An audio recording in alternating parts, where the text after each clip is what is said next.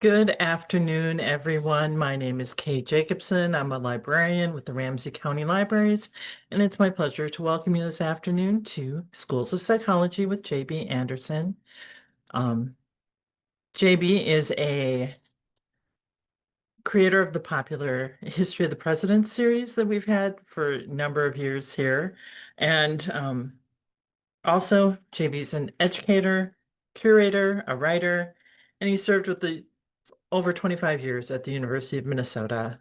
But before we get there, I want to tell you that today's program is brought to you with a co-sponsorship of the Osher Lifelong Learning Institute of the University of Minnesota, with financial support from the Ramsey County Libraries and friends of the Ramsey County Libraries. And without any further ado, let's get JB up on there. There you are, JB.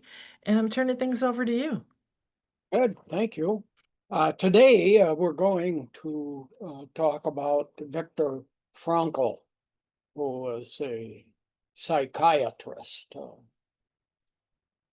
First, we're going to tell his life story. It's lengthy, complex, and kind of tragic. Not kind of, it's tragic. But it formed his philosophy of psychology here, his approach to giving therapy to his patients.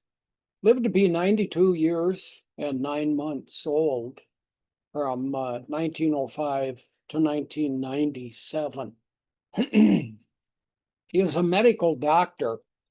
He specialized in neurology, nervous system, and then went into psychiatry.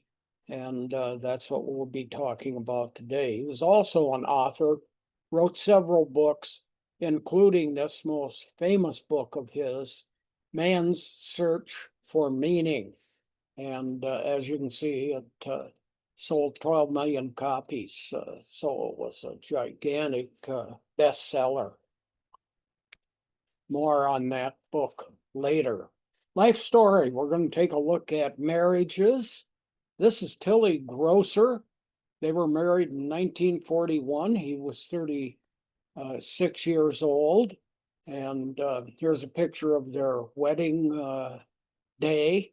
And I've enlarged just a section of it so you can see her there. They were Jewish, living in Austria. And that became a Nazi state in March of 1938. Elections in Austria are called Anschluss, vote of the people, and that's what happened in Austria. They decided to side with Germany, took a vote of the people, and passed. It then became a Nazi state, and they had grown up there and were living there, and this happened 3 years before their marriage. So they were Jews living in a Nazi state. She became pregnant after the Anschluss in 1938 and after their marriage in 1941, and she was forced to abort the child by the authorities of the Austrian government because she was Jewish and her child would be Jewish also. She died in the Bergen-Belsen concentration camp. Here is a map of Germany with the arrow pointing to the camp that she was sent to, Bergen-Belsen. I was not a death camp where they deliberately killed people. People usually died of diseases, overwork, starvation, things like that. Here is Dachau in Germany, Ondorf, Buchenwald, Bergen-Belsen, and Wablin. You can see here in Austria, there's Mauthausen and Ebensee, and we'll talk more about these camps in a few minutes. He remarried after the war was over, 1947, Ella Schwenkt, pictured here, and this is soon after their wedding day. She was a Catholic, he was a Jew. They decided to get married with the agreement that they would attend each other's religious services. The Catholics were on Sundays, the Jews were on Friday evenings. So there was no conflict in terms of the services. And next, we'll take a look at his education. He got interested in psychology very early. By very early, I don't mean once he got into a university. This happened in junior high, and he attended adult evening classes that were offered in Vienna, Austria, where there was teaching of psychology theories and so forth. Now, also living in Vienna, Austria, was Sigmund Freud, pictured here. So they both lived in Vienna. In his teens, he started communicating with Sigmund Freud, who by this time was world famous. Frankl wrote a high school graduation paper that dealt with his interests in psychology, and it was about the psychology of philosophical thinking. What is it that motivates these people who write about philosophy, etc.? So also in many European countries, students to graduate from high school have to write such a paper, a graduation paper. It's kind of like a thesis or a dissertation, but they are also done in high schools, unlike the United States. This is the University of Vienna, where his study concentrations after he graduated from high school centered around depression and suicide. Well, he was at the University of Vienna. So as a young university student, two magazines, psychology magazines, accepted articles that he had written. So in psychology journals, he had two articles published before he received a 4-year degree. Then he went to medical school, and that started in 1928. He was 23 years old, and got interested in youth and the problems of youth, and he started a counseling center for young people. Suicide rate was very high in Austria among young people, especially after report cards came out.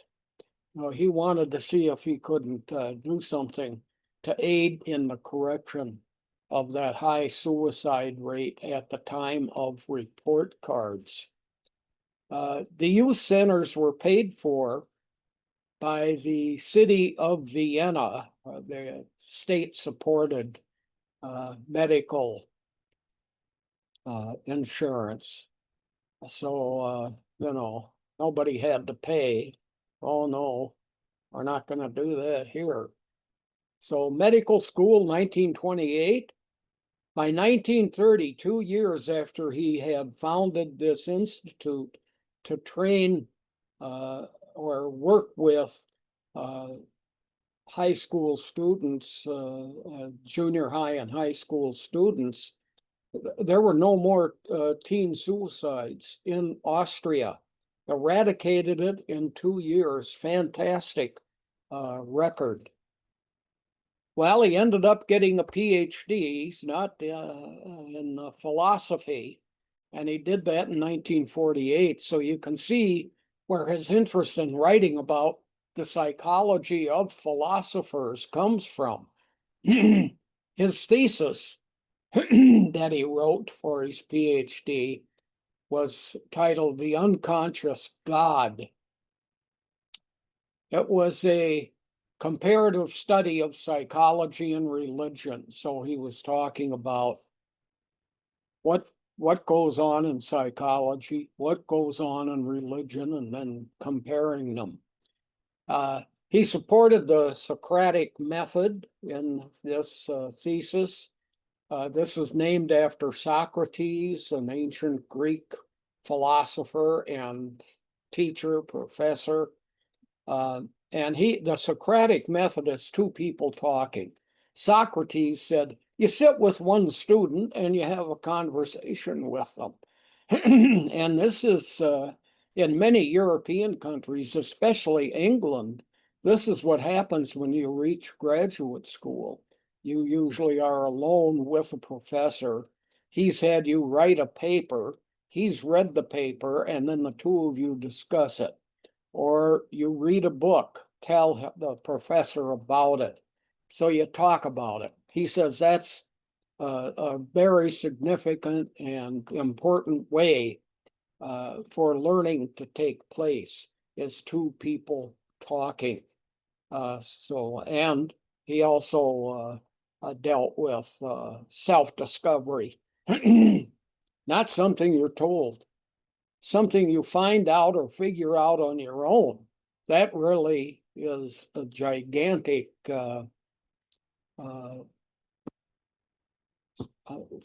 way to educate yourself. Of course, you're doing this usually with other people around, but it's a good way to make it register what you've learned. In 1928 now, he's in medical school. By that's eradicated into, I accidentally went backwards instead of forwards, sorry.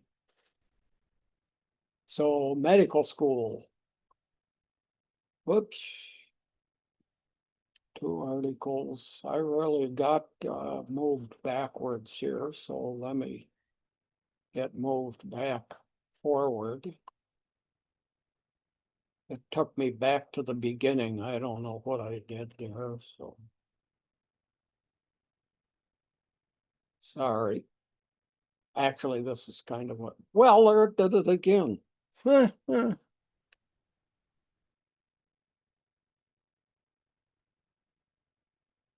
Okay, here we go. Sorry. It's always nice to be a confusing person. Viktor Frankl, his work life, and this is before World War II. His first job was at the Steinhoff Psychiatric Hospital, which is located in Vienna, and the photograph is of that hospital. He dealt only with suicidal women at this hospital for a 7-year period, worked there from 1930 to 1937. Second job was a private practice. Why do you suppose he had to leave working in a hospital in Austria in the 1930s? He was a Jew. The only option open to him now was private practice. And this was very limited private practice. He could only deal with other Jews. That non-Jewish people couldn't see him. He did that from 1937 to 1940. His third job was at the Rothschild Hospital in Vienna, pictured here. And the reason he was able to get a job there and get out of his private practice is because this was a Jewish hospital. It was, the practice here was limited to Jewish patients. This is another view of the Rothschild Hospital in Vienna. The only place that allowed to hire and treat Jews. Here's a picture of a group of people that he had worked with. They were patients. These were his patients at the Rothschild Hospital, and they frequently would just disappear. They have been, excuse me, rounded up and sent to a concentration camp. And since they were seeking care for mental disorders or other difficulties, mental difficulties, they were labeled mentally incompetent and among some of the first to be placed in concentration camps and death camps. Professional groups that he belonged to, first of all, he was a part of both Freud, Sigmund Freud, and Alfred Adler's discussion groups. Both Adler and Freud got people who were psychologists and psychiatrists to come to discussion groups on a regular basis. There's a picture of Sigmund Freud on the left, sitting in the chair, surrounded by some members of his group when it was very small. And Alfred Adler is in the lower right there, also had a group of professionals who would get together on a regular basis to discuss their work. He separated from Freud's discussion group because he didn't like the methods Freud was using, which are called psychotherapy. He was interested in methods that he was developing himself. Adler's group expelled Frankl. They kicked him out of the group because he had a very strong emphasis on meaning as being the driving force in life. And Adlerians had a different concept from meaning being the driving force of life. All three of these gentlemen make up what are called the three Viennese schools of psychiatry. And they were all contemporaries of each other, even though Frankl was much younger than Freud and Adler. So Alfred Adler, Sigmund Freud, Viktor Frankl, all coming out of Vienna, Austria. Concentration camp, Viktor Frankl. Frankl was sent to Theresienstadt. It's a concentration camp located in what was then Czechoslovakia. Today is the Czech Republic. Here it is. You can see it's in the northwest corner, kind of the Czech Republic today. This was not a death camp. It was simply a camp where that Jews were taken to. And of course, they died from the horrible conditions there, but they weren't herded into a gas chamber and killed in that way. Here is all the death camps were in Poland, because Poland is where most of European Jews were. The Polish treated Jews very well, were very tolerant of them. And as a result, Jewish populations throughout Europe moved into Poland. 56% of all European Jews were located in Poland. So the death camps, almost all of them, were in Poland.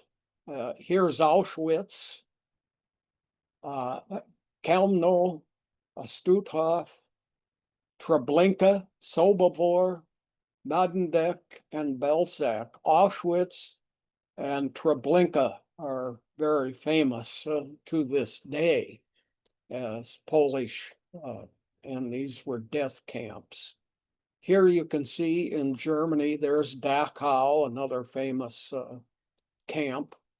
Flossenburg, here's Buchenwald, Bergen-Belsen, famous camps, Mittelbau, Ravensbrück, and Sachsenhausen. In France, there was Nassweiler, and here is Valk in Belgium. So there were concentration camps all over Europe, with the major concentration of death camps located in Poland.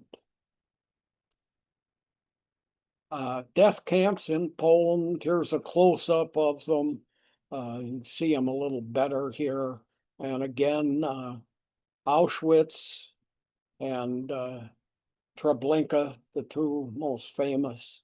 Auschwitz is today it's a museum. You can go visit it.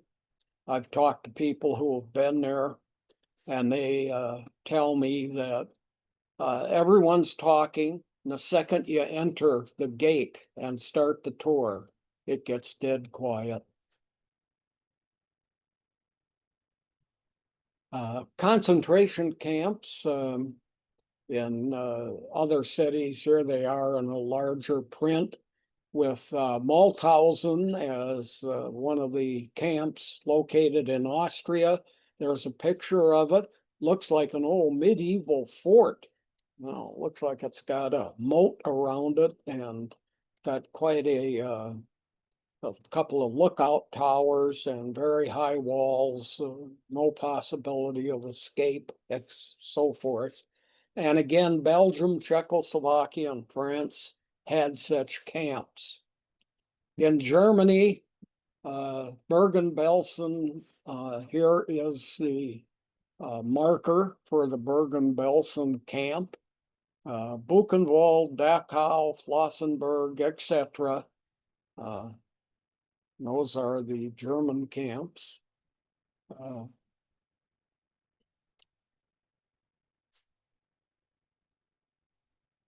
There we go. Frankl's first wife, Tilly, died at Bergen-Belsen, which is located in the northern part of Germany. She had typhoid fever.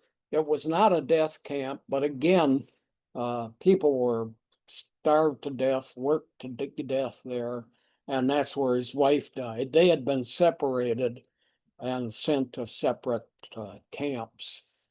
Frankl's father, Gabriel, he died of pneumonia and starvation at Theresienstadt concentration camp. That was in the Czech Republic. Frankl's mother, Elsa, and his brother, Walter, were killed at Auschwitz in a gas chamber. And that, of course, is in Poland. The Germans kept excellent records of everyone that came into the camps, when they died, what they died of. So that's why we know all this information about where Frankl's family was taken after they'd been arrested and deported to one of the camps. And what happened to them.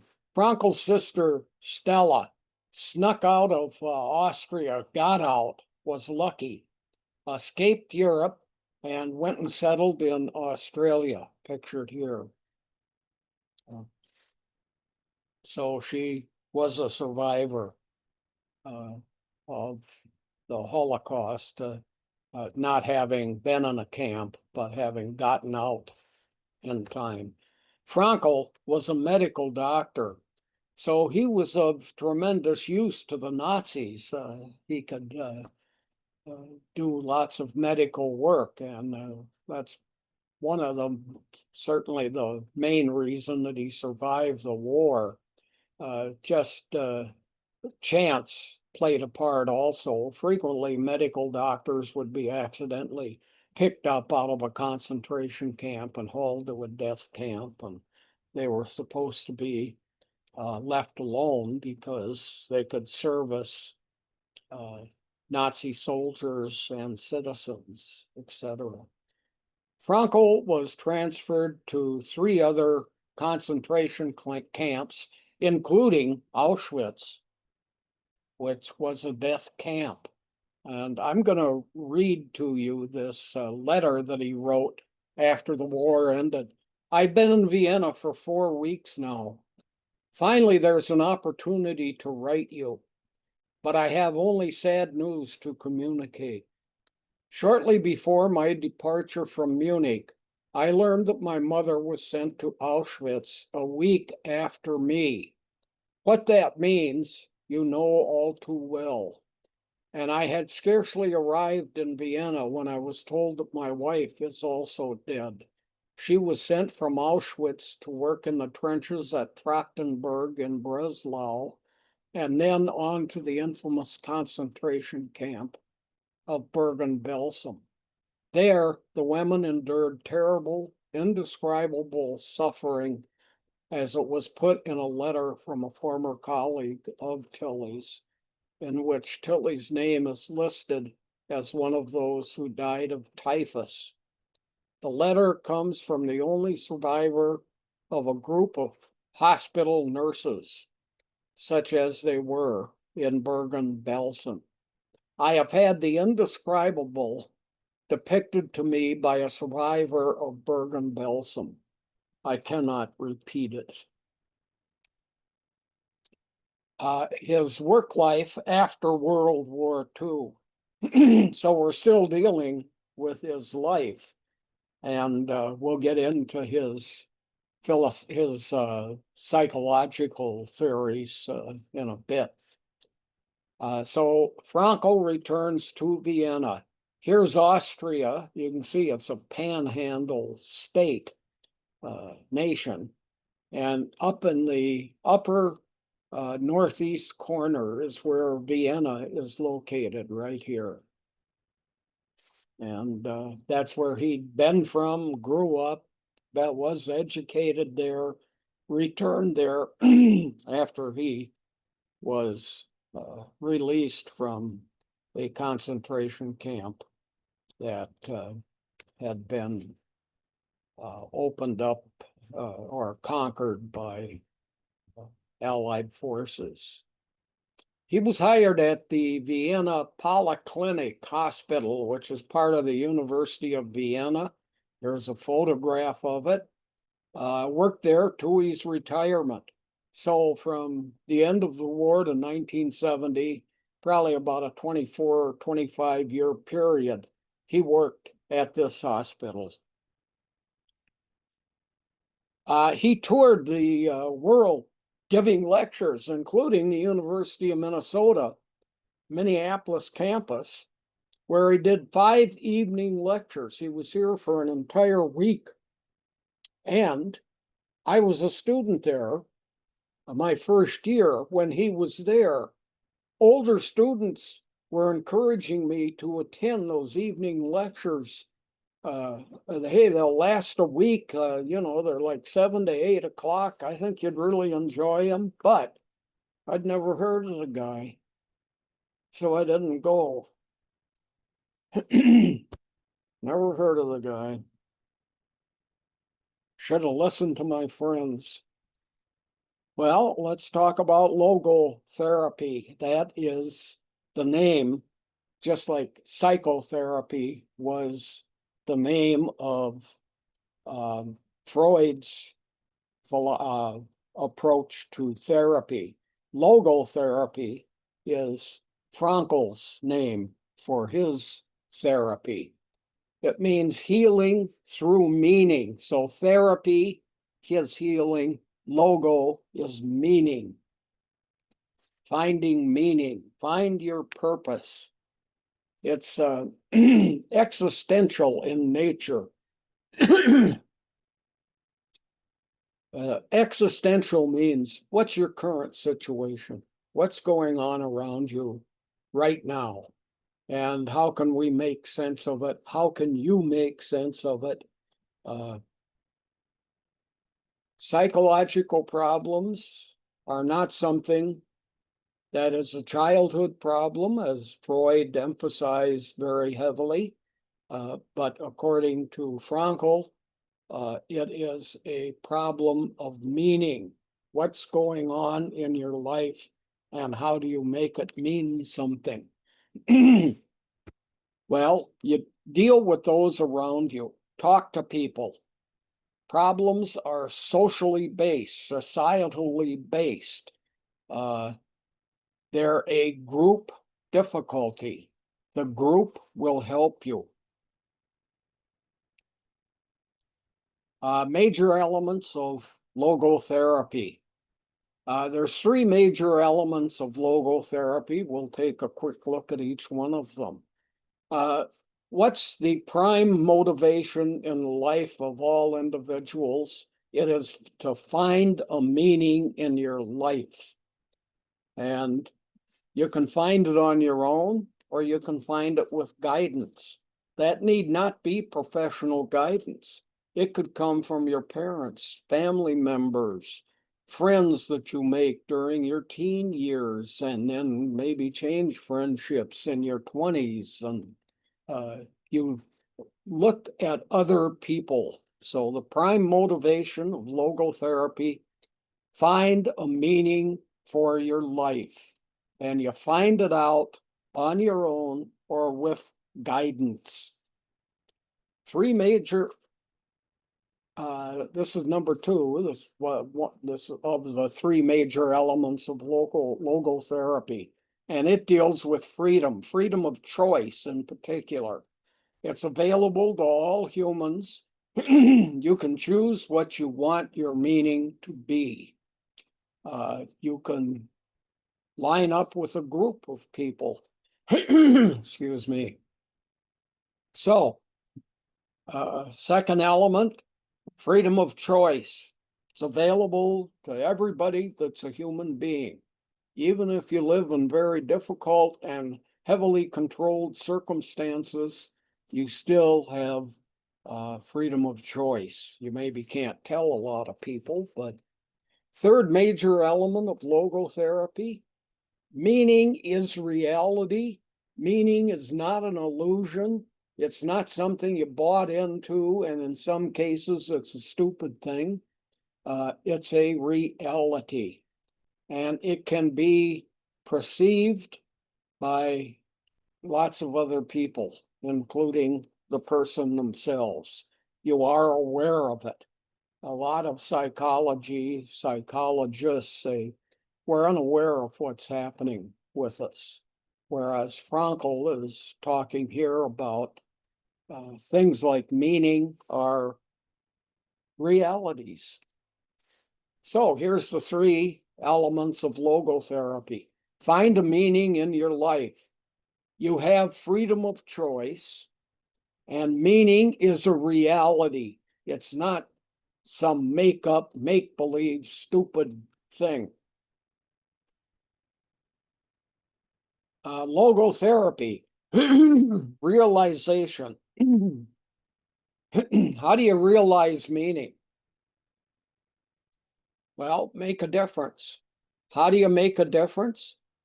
For most people, many people, it's occupational. For some people, it's through actions that you perform, how you live your life. For another group of people, it's being creative. So find a meaning. It's going to be occupational.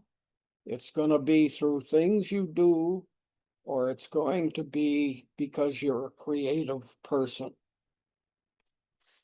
Number two, realizing meaning. Experiences can bring meaning on to us. What's truth? How can we find truth? Beauty, nature, other people, etc. And love, feelings, a feeling for others. Number three, how do we realize meaning? Through suffering. We all have things that cause suffering for us. You have to deal with it. You have to show courage. Be courageous. Be a person that can overcome the suffering. Again, the three major elements that people need to use in order to realize meaning is make a difference in your life through a job, through creativity, experiences. Find the truth. Look at beauty. Become accustomed to beauty. Enjoy what you see. And love of others. In some cases, animals. Sorry. It's allergy season. I used to have it fall and spring and fall. Now I've got it year round. And finally, suffering. You adjust to whatever's causing your suffering. Have courage to overcome it. Frankl, logotherapy. What are the therapeutic techniques? And there's 3 of these. Paradoxical intention is the first one. A lot of people become very obsessive about things. It's got to be this way, got to be that way. How's my desk look? And so on, obsessions. So paradoxical intention is, as the first part of therapy, is the therapist is going to find, what are your obsessions? Tell me about what you think about stuff. And that's how the therapist can find that out. Conquer anxieties. These are fears, and they lead to a lot of stress. Is there anything you're worried about and on a regular basis? Eliminate negative elements in your life. Stop thinking about them. They're not doing you any good. A lot of these things that you think about, you can't do anything about anyway. So it's time to forget it. Break the cycle of symptoms. What are the difficulties that you're having?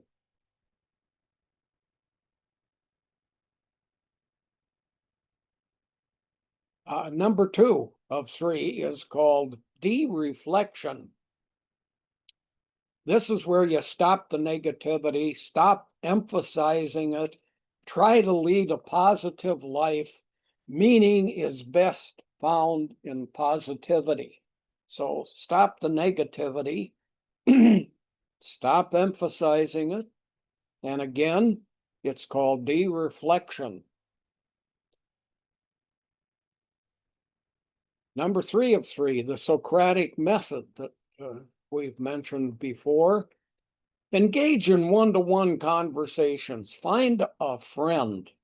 And, if you really want to get out of the problems you're having, it's best to do this with a therapist, a one-to-one relationship. But form those kinds of relationships with other people also, and talk to them about a variety of things. Just making friends, finding love. It's one of the ways to make logotherapy function. But therapists, more than anyone, can aid you in self-discovery. What are you? What do you really want to emphasize, etc.? So the 3 therapeutic methods, and I see I got 1, 2, and 2, and it should be 1, 2, and 3. So paradoxes is the first one. Break cycles. Get rid of these things you keep thinking about. De-reflection. Eliminate negativity. It's best to be positive. Do things you enjoy. Quit thinking about what's wrong. And number 3, Socratic method, one-on-one conversations. Noetics. Viktor Frankl, another concept of Frankl's. Noetics. It's about subjectivity. There's objectivity, that's like science, and we have to see it and be aware of the truth of it. Subjectivity is things we're feeling ourselves, things we're making the world into, so on. And what noetics is you knowing things subjectively about yourself, things you feel. It's the opposite of objectivity. This came out of a field of philosophy, and of course, Frankl had done his PhD work in philosophy. Defined in the Modern World by William James, a philosopher pictured here. And he wrote about this in 1902. Subjectivity. It can give you insights into truth. You got your own way of finding it. Lots of people have lots of different ways of finding what they want to be the truth, their truth. Often it comes to you through revelations. It's a kind of a, oh, all of a sudden, oh, I hadn't thought about that. You know, it comes to you suddenly. It's a discovery. But it can bring on meaning, and meaning is what Adler, Frankl's psychiatry, psychology is about. It's about meaning in life. That's what's important. Subjectivity. It's a gut feeling. It's a hunch. I think I ought to go that way. I think I ought to. I think that's. Sounds like a good thing to be, you know, that's what you're doing. Tells you something about yourself. Unlike objectivity, it's something that can't be proven. It's something you accept. You make it feel real in your life. It's all part of the discovery of yourself. Who are you? And who did you want to be? And okay, here I am. I've now got these things. I can't prove that they're perfect and accurate, but because they're subjective, but they're real to me. Nogenic neurosis. This is a term that was coined by Frankl. Nogenic means that's the spiritual dimension of human beings, of their life. What's beyond you? An inner void, many feel. Sometimes it's an emptiness. It's a vacuum. It's a lack of meaning.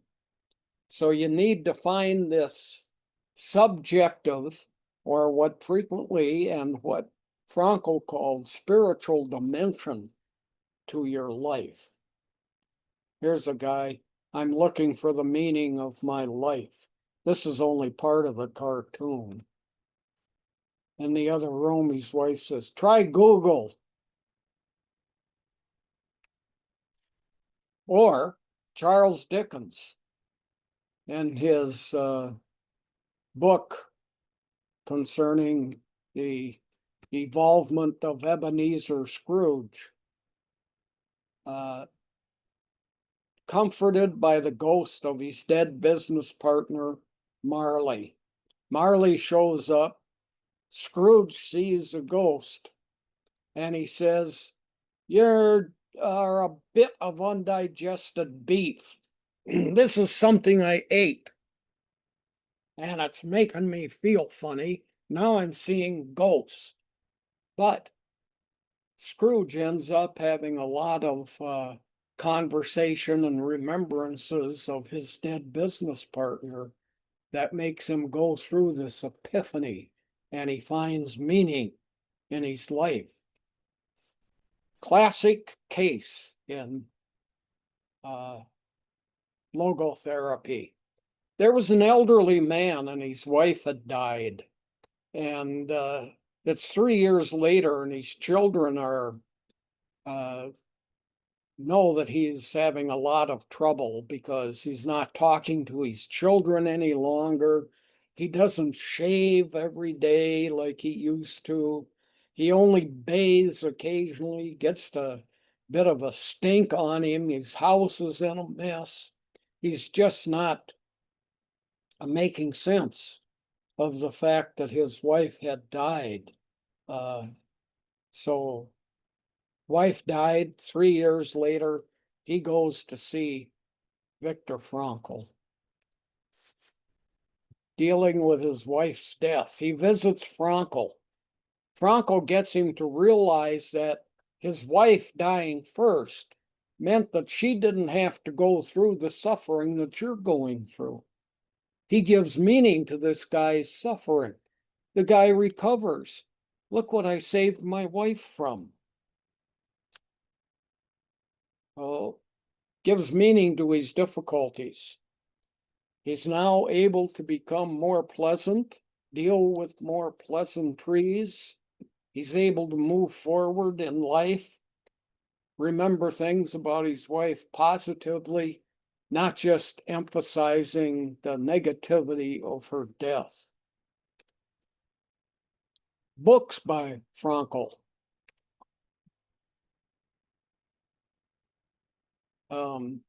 Man's Search for Meaning. This is his most famous book. He had two big selling books that he wrote. 39 books in total were published that had been written by Frankl. The two big sellers, Man's Search for Meaning and The Doctor and the Soul. And Man's Search for Meaning is 165 pages, very readable book, not super lengthy, not like it's 300 pages. And he wrote it after World War II, and it's about his life in an Auschwitz death camp. Since Frankl was a medical doctor and important both to the Nazis and to his fellow prisoners, detainees in concentration camps, whenever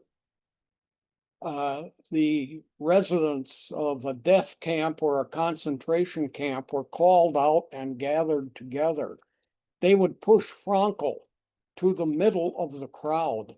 It was people around the edges that might get hurt, since he was a person of significance who could be of help to the entire community. They protected him by moving him to the middle of crowds. That's something he discusses. Man's Search for Meaning. He talks about the three phases of being in a death camp, as Auschwitz was. A whole group of people are led to a building, and you never see them again. Oh, what's going on? Shock, apathy, liberation is discussed in Man's Search for Meaning. The shock of being at a place that is a death camp, and then the apathy you try to develop about, I don't want to know about it, you know, and then liberation, you survive it. Man's Search for Meaning. Part 1, he describes the death camps, uses the phrase several times of a naked existence. It's like being naked in public. You feel you're being watched constantly, and it's just, you have no control over what's happening to you. You're not a person anymore. It's a tremendous depersonalization. Other people are controlling you, telling you where to go, where to sit. You're in prison. Part 2, elements of logotherapy. It's a vacuum. How can you make yourself responsible for your survival? How can you find a new direction after something like this happens to you? So get out of the vacuum. Think about survival. What can I make happen for me next? How can I find a new direction? These were things that he had to deal with and that he aided survivors to deal with also. Part 3, you got to regain your selfhood. You got to be optimistic. Forget about all the horrible things that you saw. It's okay to be a person that forgets, even though it's impossible to forget. Try to be optimistic. Try to look at the positive things. You still have a life ahead of you. You are a survivor. Find meaning. He refutes the notion that suffering is a way to find meaning. Now, he says you just got to bounce out of it. You're not, there's a, there's a tremendous element of Christianity that believes in suffering. Well, Frankl refutes that. He says it's not a good way to find yourself, to find meaning in your life. You need to look for more positive things. So we're out of the camps, forget about them as best you can, or find something else. Man's Search for Meaning, it was originally published in 1946 and in the German language only. It wasn't until 13 years later, 1959, that it was published in English, and it became an international bestseller. I mean, 12 million copies. If he made 50 cents on each copy as his share of this, that's $6 million. If he made 10 cents, it's $1.2 million. Made him wealthy. Library of Congress has ranked Man's Search for Meaning as one of the top 10 most important books in United States history. And this is an external and internal view of the Library of Congress. I did a lot of research there, including in that circular setup room that you see in the bottom photograph.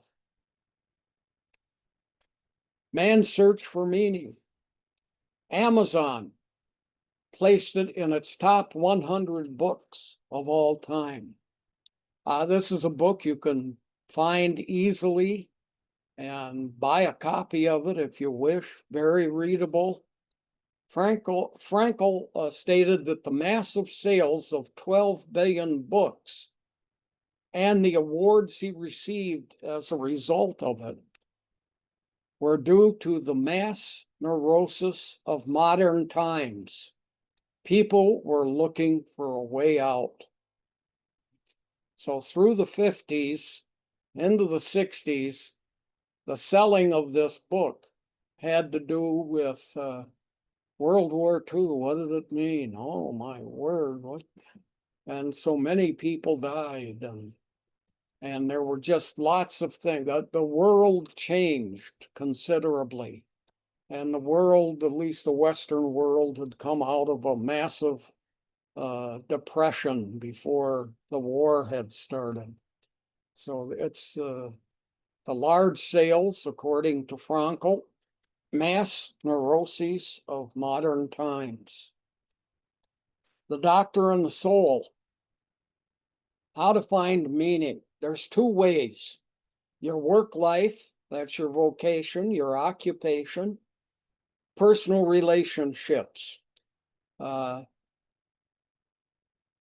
Wife, family, children, neighbors, etc. People at the pub, restaurant that you regularly go to, etc. So what's your work life? What do you think of it? That's a good way to find meaning. And personal relationships. The book was written before there were concentration camps and before Frankl was placed in one. And of course, he took the book with him. He said, I want to get this book published. He hadn't thought about writing Man's Search for Meaning yet. And he was worried that he would never see the book again if he left it in his house, which was being turned over to other people. So he took it with him to the first concentration camp he went to. Nazis destroyed it, took it away from him, threw it out. Something written by a Jew. No good. Well, after the war, he rewrote the book, and it was published at the end of World War II. So they didn't get his memory destroyed at any rate. Doctor and the Soul contends that the therapist is like a religious leader. This is a person that you look up to, who you want to tell the truth to. But you're in a secular relationship with a therapist. There's not a religious element about it. So the secular confession group is what it becomes. He's your, or she is your counselor. Purpose of therapy, rehumanize people. So make you into a person again. Get you out of thinking the way you're thinking and becoming a positive, looking forward person. Many have stated that Frankl wrote the book as a result of his experiences in concentration camps. Here are the fences around one of the concentration camps. He repeatedly had to tell people, no, it's got nothing to do with the concentration camps. I can see why you think it does, but I wrote it before such a thing existed. Frankl's death. Frankl died in 1997. He was 92 years old. And he's buried in Vienna, Austria, in the Vienna Central Cemetery. And he's in the Jewish section. Now, note here, I have been acquainted with lots of Jews. They have been friends of mine over the years. And I once asked them, what's with all these rocks on the tombstones in Jewish cemeteries? And they said, when you go visit a dead Jew, you take a rock with you and put it on their tombstone. So here is Frankl's burial site, and look at the stones. Same thing, when I was in New Orleans, I went to visit where the first world chess champion, who was from New Orleans, was buried. And around his tombstone and on his tombstone were chess pieces. People doing what Jews do with rocks, but doing it with chess pieces for this great chess champion of the 1850s. So this is a Jewish tradition. Well, I'm done and kind of early. I don't know if there's any questions or comments yet, or I could start a lecture that I'll finish next week. Do 50. No, no questions yet. How about if I start another lecture on If you'd Carl? like to, Okay, because we have half an hour. yeah, let's quit this. And let's see, I'm gonna start Carl Rogers, and I'll talk about his philosophies and we'll finish them next time. Okay. So, good, thanks. And interrupt me if there's questions come aware, and I'll quit talking. Early life of Carl Rogers. He was born on January 8th of 1902, died on February 4th of 1987. He was 85 years and 1 month old at the time of his death. He was born in Oak Park, Illinois. It's a suburb of Chicago. There were a range of incomes in the area, so he had people from all different economic classes to talk to, but mostly it was wealthy.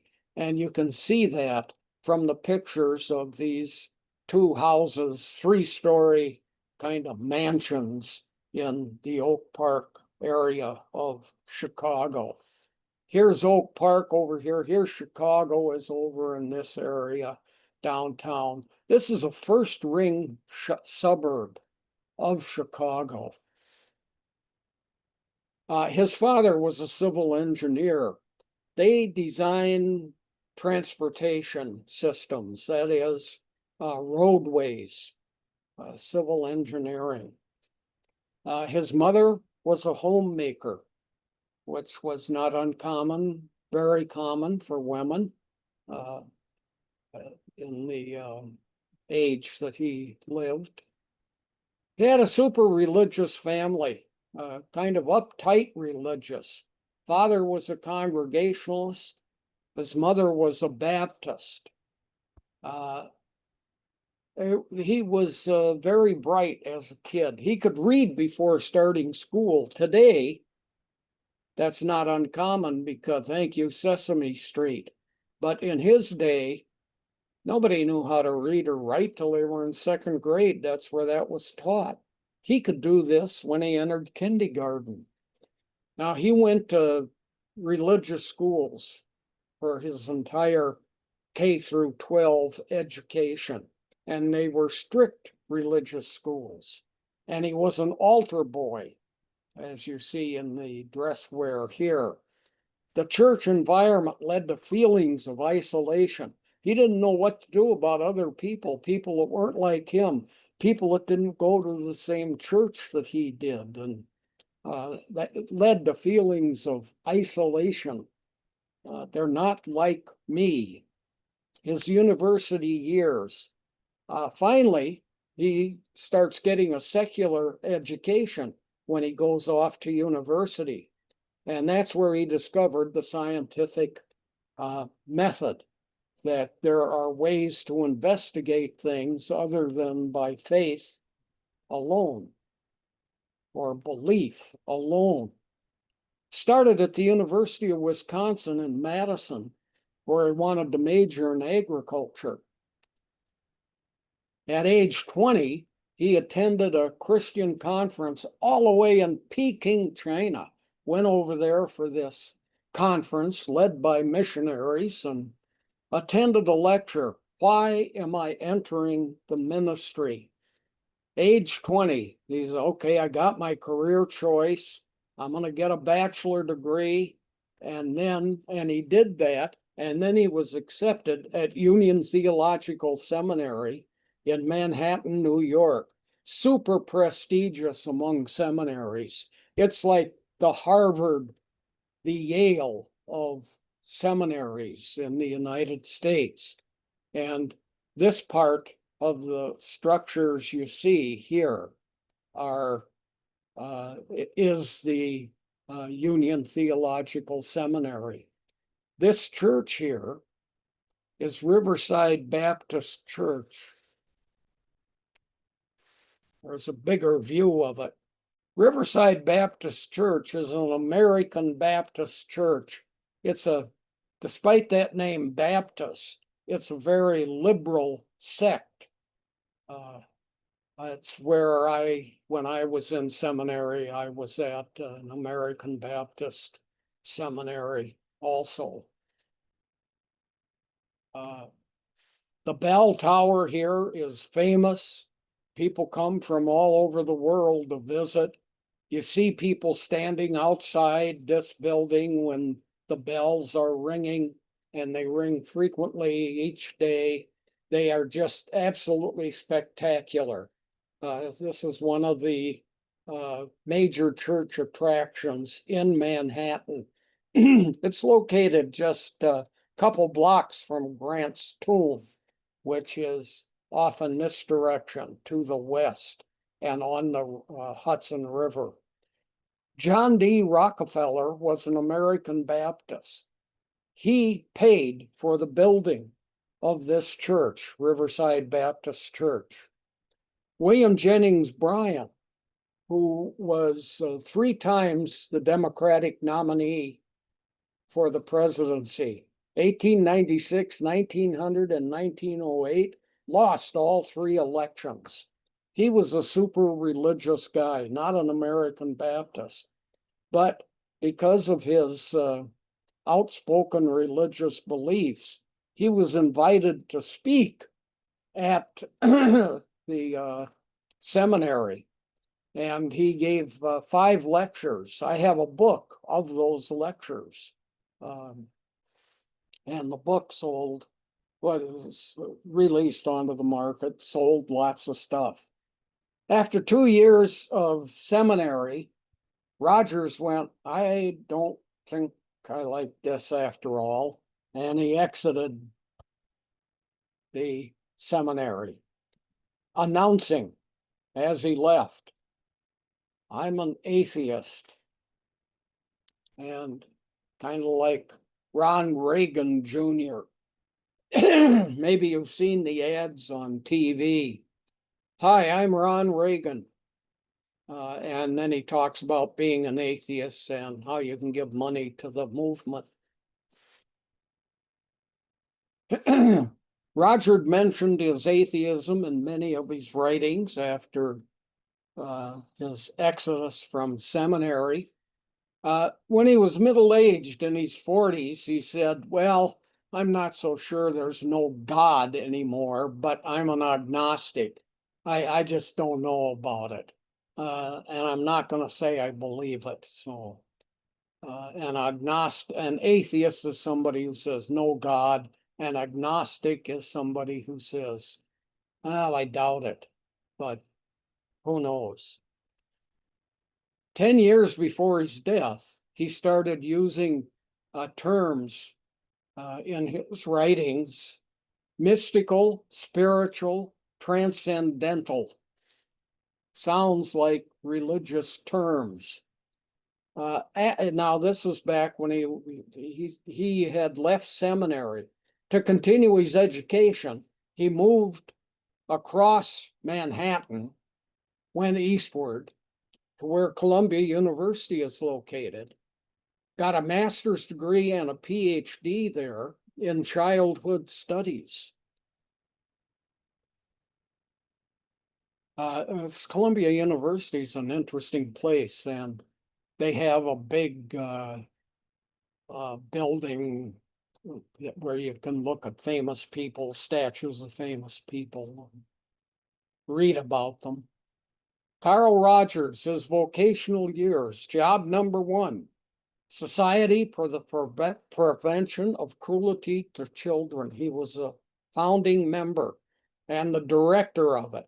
And it was located in Rochester, New York. And he served in that position from 1930 to 1935. Here, down here, where I'm indicating with the arrow, that's New York City. Rochester is here, other side of the state, up on Lake Ontario. So he had to move across the state of New York when he worked there. His second job was at the University of Rochester here, 1935 to 1940, professor. First book was published in 1939, The Clinical Treatment of the Problem Child. Job number 3 was at Ohio State, where he was a professor, and that was from 1940 to 45, basically throughout the whole of World War II. Wrote a second book, Counseling and Psychotherapy. Psychotherapy is a Freudian term. The client and the counselor must establish a relationship, and it's got to be trusting. Difficulties between the two of you, you just can't have them. And we reconstruct your life because you trust me as your therapist. We have a relationship. Think about me when you're not here, etc. Job 4, University of Chicago, 12 years, 1945 to 57. Professor of psychology at the University of Chicago, set up a counseling center there, and he did research on his methods.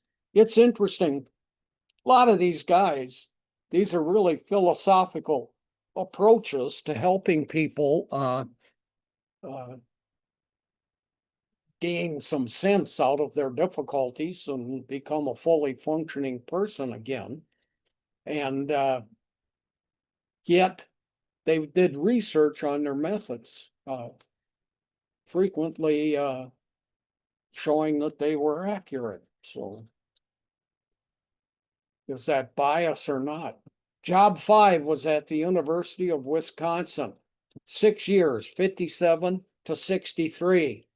In the 1950s, he was an outspoken, nationally recognized critic of Joe McCarthy and how he was spitting out horrible things about other people.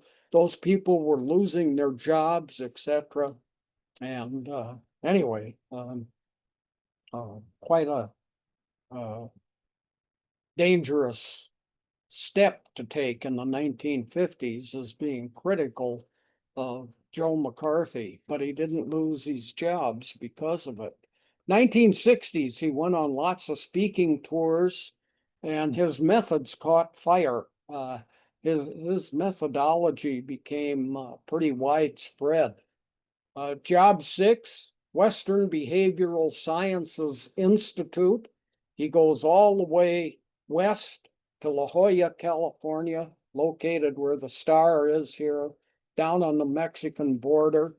And he worked there 1963 to his retirement, 1967. And he stayed there. La Jolla, California is the same place where the Salk Institute is located, and Jonas Salk, the founder, inventor of the polio vaccine, was at. I see Kay has shown her image. Should I stop? Well, we've got about 15 minutes left and we have 4 questions. We'll probably get some more. Okay. Realized, I'm tired today. I should have been like, let's wait, get a couple questions, answer them, and then move on to the next one. But Oh, hindsight, of course, is that 2020 thing there. So yeah, I figured this was he's retired now, so it's a good place to stop. sure. Okay, back to Frankl. Um, First question. What do therapists today use of Frankl's type of therapy? Are they using? Yeah. There are lots of people that use these methods, but all of this stuff is history. It just isn't used anymore. It's about science. And the big thing with psychiatrists is they can give you prescriptions nowadays that will lessen your anxieties, etc. Psychologists can't do that. That's still talk therapy.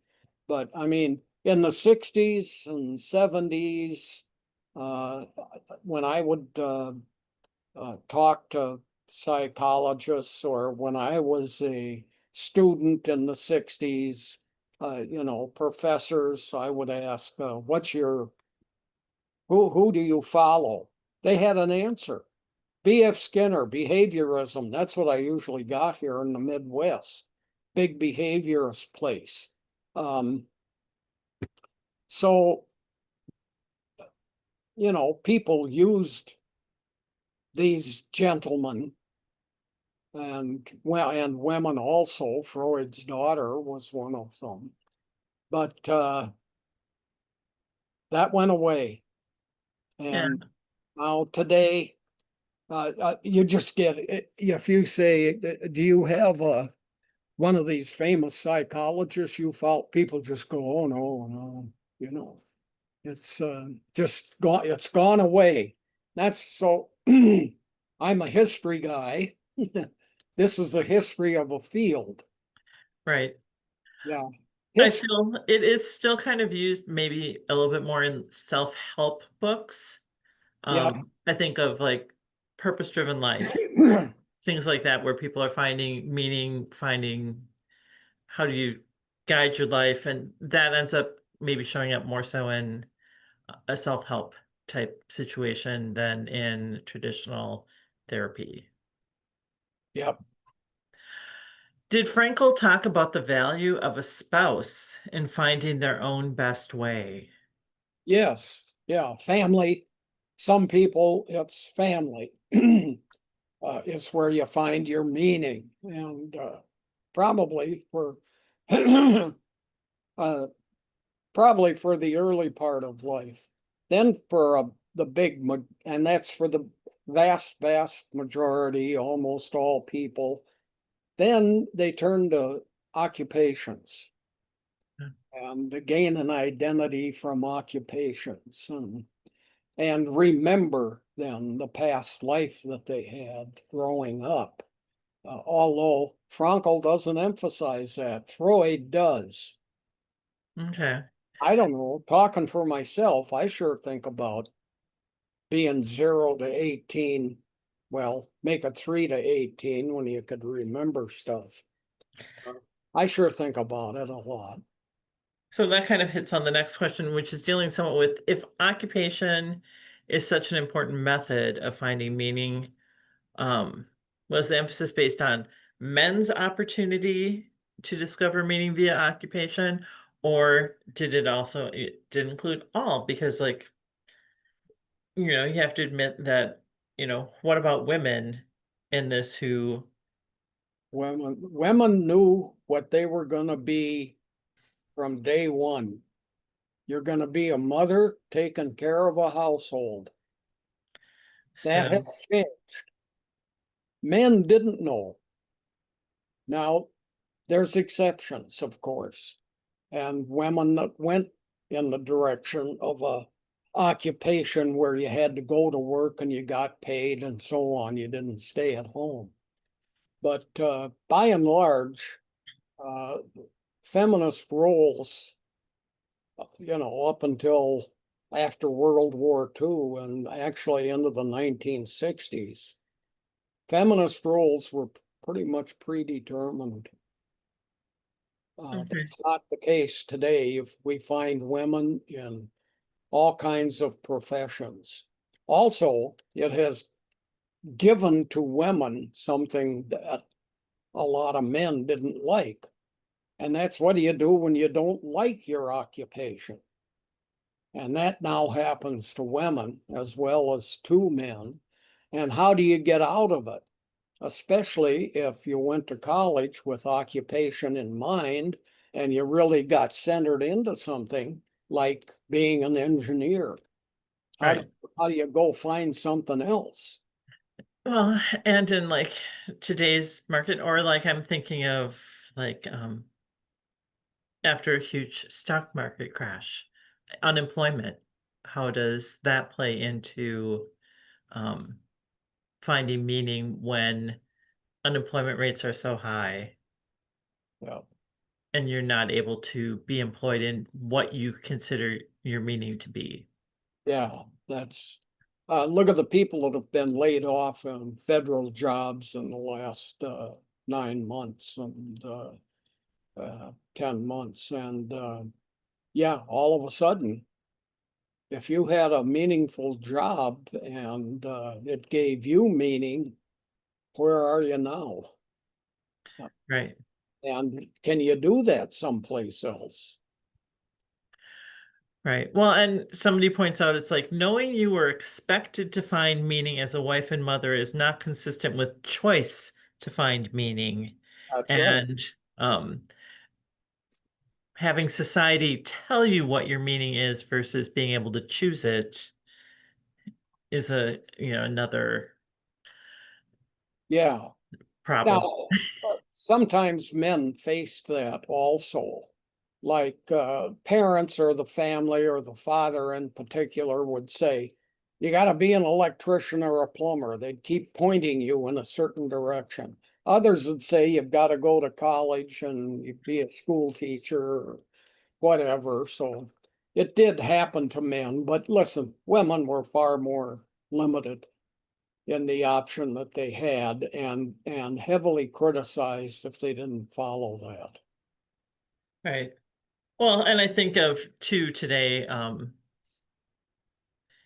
when we see other societies that we're not as familiar with, um, where they, the expectation of somebody needs to be a doctor, somebody needs to be a lawyer, somebody needs to be this, where parents are pushing for um, what they think their kids need to be versus the kids being able to choose. I think that still comes into play um, in terms of not giving choice. Yeah, a lot of what psychology is about is what's happened to you in your lifetime. What Hmm. choices did you make? Which of them were good? Which were bad? Which don't you like? Which did you like? That's a major element, certainly in forming a image. So, okay. Was Frankl buried in the Jewish section of the cemetery at his own request, or was that just done because he was Jewish? Uh, well, probably both. I would suspect that's where he wanted to be buried, but you also weren't allowed in other. I mean, just like you're banned from all sorts of societies and groups when you're alive, even in death, the banning still occurs. I live 2 blocks from Hillcrest Golf Course. It was the Jewish golf course in the Twin Cities. I have talked to people who live in St. Louis Park and would have to drive all the way over here uh, to the east side of St. Paul, where I live, in order to play golf. They weren't allowed at public courses. They weren't allowed at private courses with memberships, and at that Jewish golf course very near where I've lived for 52 years was a Jewish golf course. Now, about 10 years ago, they decided to sell it. There just wasn't enough membership, and then the labor union bought it. And after 5 or 6 years, they got rid of it. And now it's all been ripped apart and they're building houses and businesses in there right now. I mean, it's Hmm. being developed. So, uh, yes, there were Jewish places, Jewish parts of cemeteries. I go to see where my grandparents are buried in Mason City, Iowa. And there's a corner of that Oakwood Cemetery in Mason City, Iowa, that is Jewish. There was a large Jewish population in Mason City, even though it was a town of just 30,000 or so. By the way, Hmm. Iowa is a place that Jews rank very high for being tolerant of them. Jewish individuals rank Des Moines, Iowa, as the best city in the US to live in. And amazing.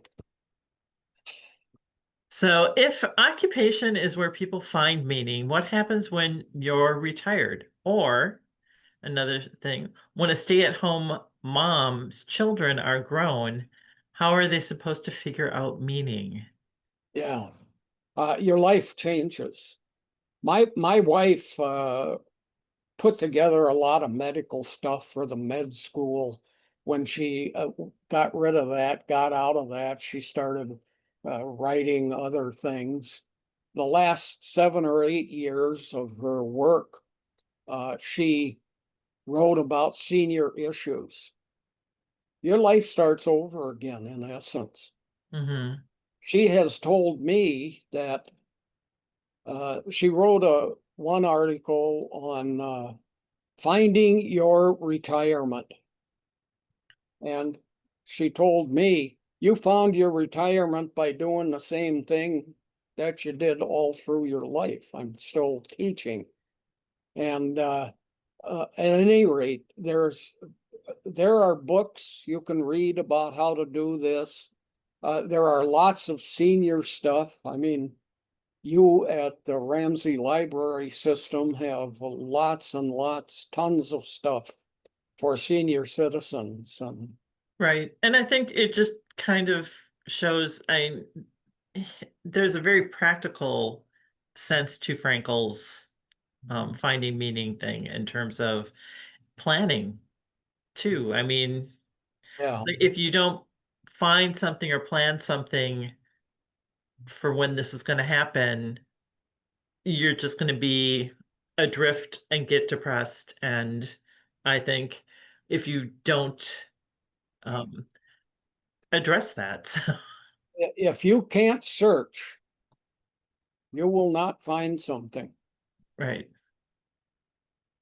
So, okay, last thing. Somebody is wondering, will we be tackling a Marxist approach to psychology, or at least Marxist influences in psychology during these courses? Uh, well, I'll talk about it. I can't think of a psychological movement that's based on Marxism, but there are certainly Marxist psychologists, yes. Okay. So, okay, that was the last question. It is 1:57. Couple reminders to people. I will not be here next week, but it will still be going on because JB is still going to be here. And looks like we'll have Brianna Smith from OLLI taking over, or someone else that she finds to do the moderating. Um, let's see, I'm trying to think of any other things out there. We're working towards the yeah, it's fall right now. We're working towards winter. We still have a couple weeks sessions to go after this. And anything else, JB, you can think of? Well, then there's about 5 or 6 weeks off. Right. And then we'll be starting again end of January into February again for the winter session.